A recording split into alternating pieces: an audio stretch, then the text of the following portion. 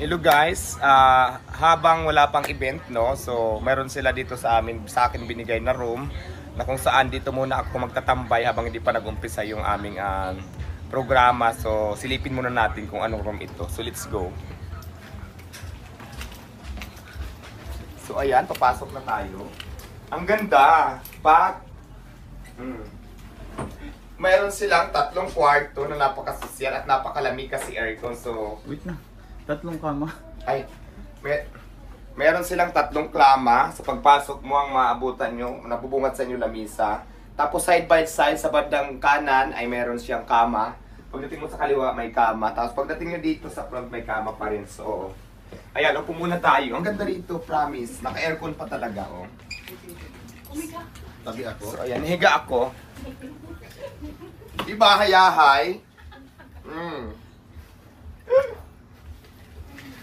So, ayun. Wala pa 3 minutes.